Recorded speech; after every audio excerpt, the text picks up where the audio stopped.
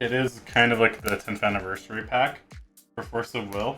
It's actually a really, really fun card game. It's just I don't have a lot of people to play it with because it's not super mainstream. But I do love collecting it. Never heard of that. Yeah. Also, these cards are all full arts. So, that's what's really nice about them.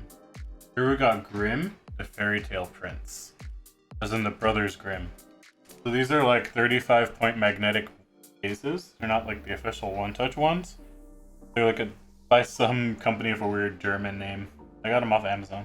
We have Pandora, Girl of the Box. Then we have Pandora of Light as a J-Ruler side. Basically, once you meet the mana requirements to summon them, you tap the stones and activate their judgment. Or you tap their stones and then you flip it over to the J-Ruler side. But yeah, but some cards don't have a J-Ruler. They just have the ruler side. Because they have different mechanics. Like there's a ninja ruler. And in order to summon like her Kanoichi J-Ruler side, there's certain mechanics. You have to consume a ninjutsu scroll. Normally, like you summon your ruler to the side of the field, and then you would flip it over, summon your J-Ruler. But in the cases where they require special summoning mechanics, your J-Ruler and the summoning mechanic card will actually be in your deck. It's a very interesting card game. But having like both a ruler and J-Ruler sides of the card is actually more normative. And we got another Pandora, Girl of the Box. But this time, instead of having Pandora of Light, we have Pandora of Dark. Which means you could probably build a Light and Darkness deck, and then just like switch out your ruler. How are you liking Alice in Borderlands so far? Makes my butt clench up a lot. It does. Like, first time I watched Alice in Borderlands or AOB, it was a trip. I do like it a lot more than like Squid Games though. It's darker and more psychological. Oh, Little Red Riding Hood. Little Red Wolf Girl. Are these cards worth anything? How do I say this? It's a 10th anniversary pack, so they're all like limited edition. And the limited edition, it costs about like 200 for the box, but they're probably going to go up in value by a lot. Which is strange because Force of Will is normally like known for being like a super affordable card game.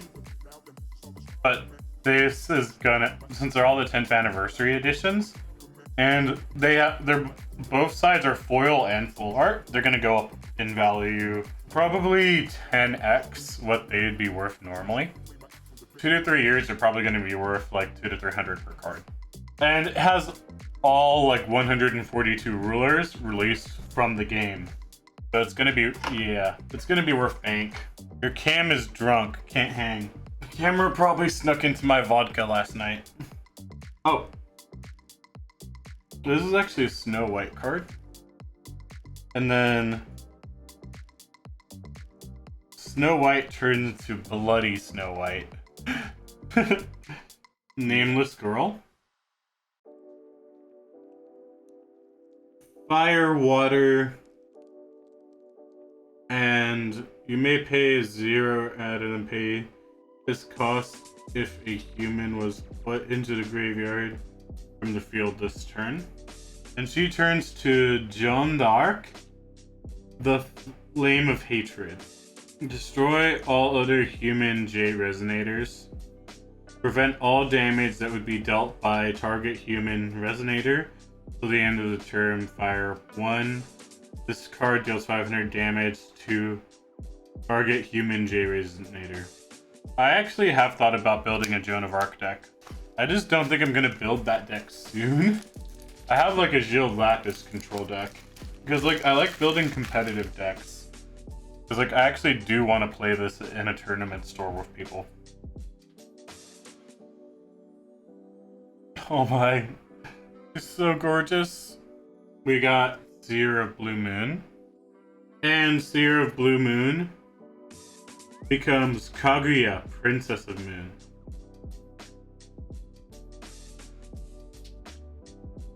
Let's see, Christy the Wind Traveler. And she's an elf. Judgment, 2-leaf/wind. You may pay 0 rather than pay this cost if your opponent controls the vampire, immortal, or werewolf resonator. Play this ability only if you have exactly 5 cards in your hand. And she becomes Helsing the Vampire Hunter, who's also an elf. Elven girl vampire hunter. Absolutely love it. Obviously, like, this is just the ruler pack, right? So it doesn't have everything.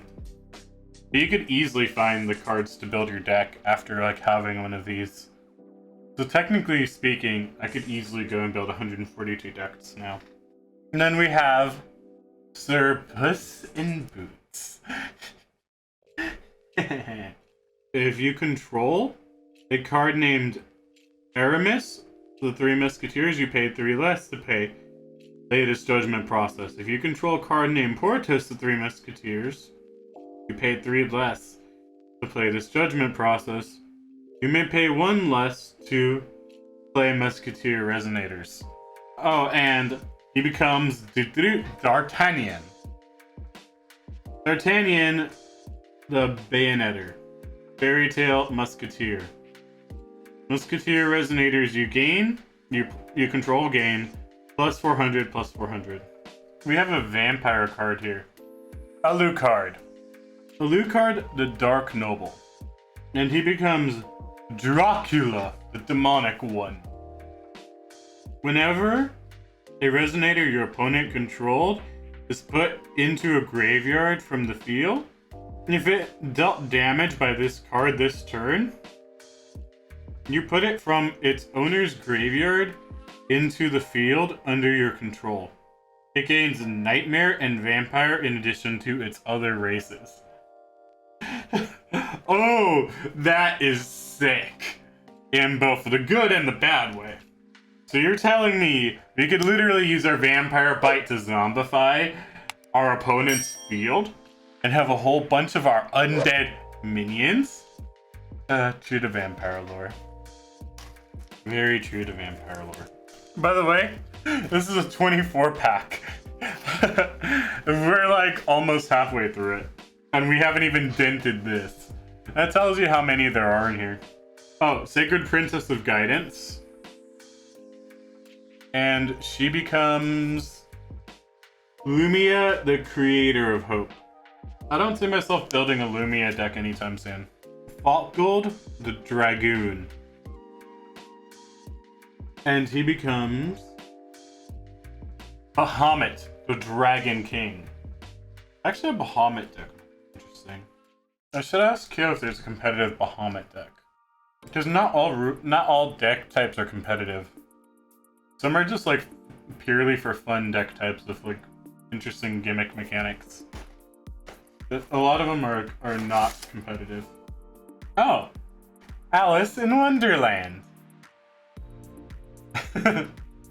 And she becomes Alice, the drifter in the world. So our next card is Crimson Girl in the Sky.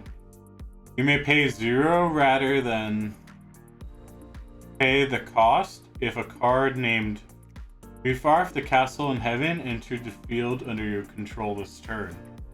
Little Red, the True Fairy Tale. Let's see, we got Ebony Prophet.